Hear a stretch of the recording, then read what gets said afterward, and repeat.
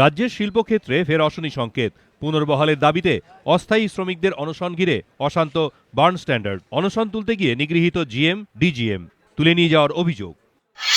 রাষ্ট্রায়ত্ত burn standard কারখানায় স্থায়ী শ্রমিকের সংখ্যা 200, অস্থায়ী ঠিকা শ্রমিক প্রায় 800। 14 মাস আগে 175 জন ঠিকা শ্রমিককে বসিয়ে দেয় কর্তৃপক্ষ। বহু আলোচনাতেও কোনো রফাসূত্র না বেরোনোয় সপ্তাহখানেক আগে অনশনে বসেন ছাঁটাই হওয়া শ্রমিকদের একাংশ।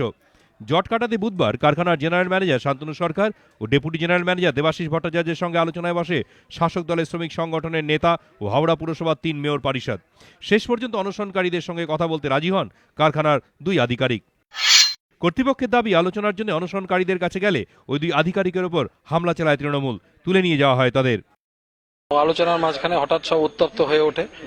ওনারা জিএম কে পেন্সিল টেন্সিল ফেলে দিয়ে টেবিলে ওনারা বলেন যে আপনি বাইরে চলুন, এখানে বসে থাকলে হবে না, ওখানে চলুন, ওখানে আজকেই ওদের বহাল করতে হবে।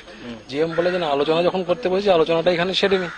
তাতে ওরা মানেন না, ওনাকে জোর করে ধাক্কাধাক্কি করে ওখানে নিয়ে আসা হয়। জিএম কে ম্যান হ্যান্ডেল করে বাইরে, গেটের বাইরে করে দেওয়া হয়। তারপর থেকে আমি জিএম কে আর দেখতে পাইনি। পরে অবশ্য 2 আধিকারিককেই খুঁজে পাওয়া যায়।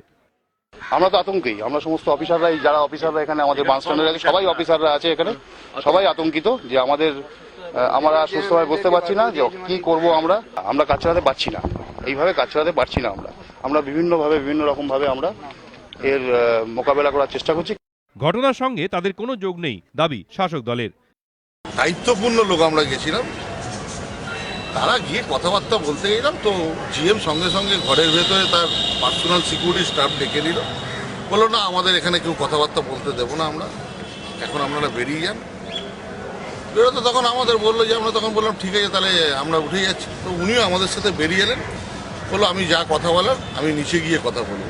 তো উনি আমাদের সাথে নর্মাল করছে, নিচে গিয়ে কোনো কথা বললেন না, উনি সিজে বেরিয়ে চলে। ঘটনার প্রেক্ষিতে কারখানায় নতুন করে দেখা দিয়েছে অনিশ্চয়তা। উত্তেজনা থাকায় কারখানা চত্বরে মোতায়েন করা হয়েছে পুলিশ। সুনীত হালদার, এবিপি আনন্দ, হাওড়া।